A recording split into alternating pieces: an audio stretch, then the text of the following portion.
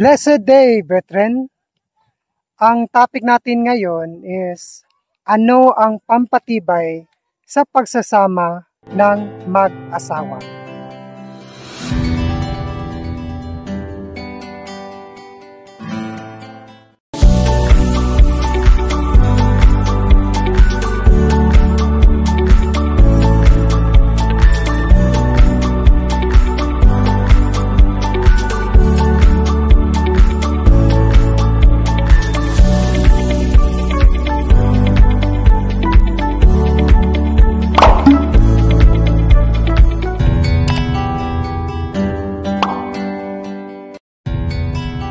Nandito tayo ngayon sa isa sa the most visited place dito sa Kibalabag, Malaybalay, Bukidnon.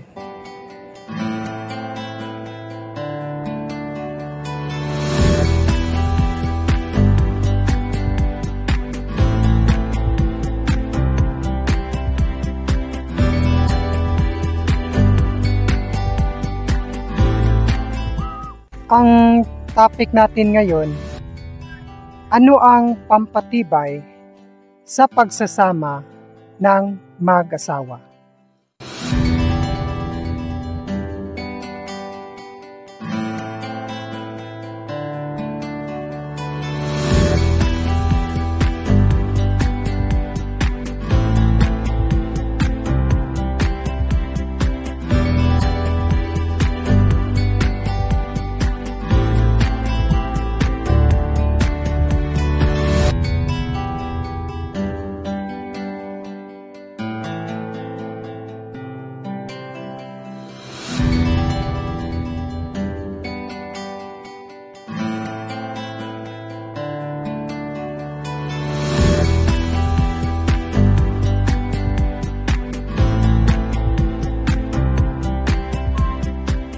Kung ang aral ng Ebanghelyo ng Panginoon ang sasagana sa atin, titibay ang pagsasama sa mag-asawa kasi mayroong kasangkapang mangangaral para patibayin ang kaluluwa ng tao.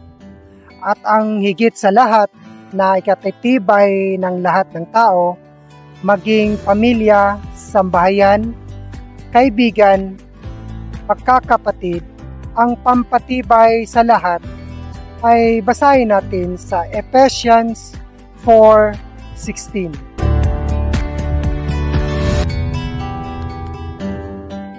From whom the whole body fitly joined together and compacted by that which every joint supplied, according to the effectual working in the measure of every part, make it increase of the body unto the edifying of itself in love.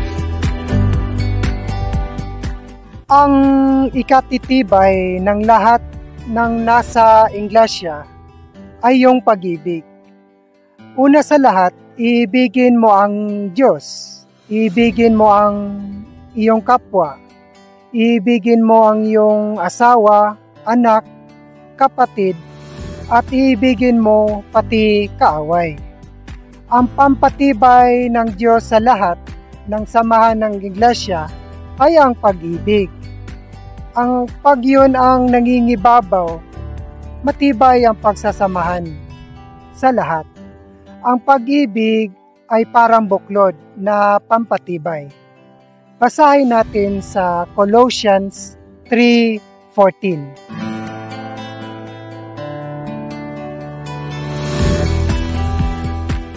And above all these things put on love, which is bond of perfectness.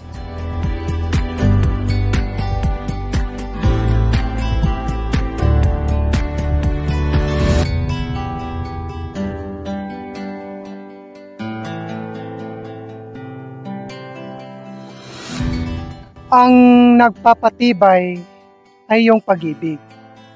Wala ka nang kulang pa.